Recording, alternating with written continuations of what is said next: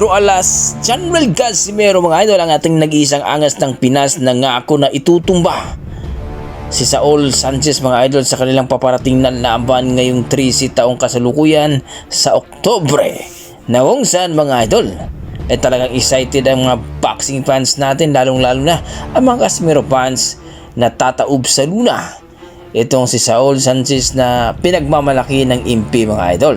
Wika ni Cuadres Casimero, talagang itutumba niya daw ito para ipakita sa impi promotion na hindi katulad daw si Cuadres Casimero, naggagapang lang daw sa luna. Iba daw ang ating pambato na si Alas.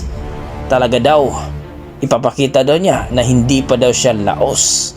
At dito nga mga idol, sa ating pinagkakatiwalaang source mga idol, itong si Cuadres Casimero ay last na pala niya sa kontrata dito sa mga Hapon.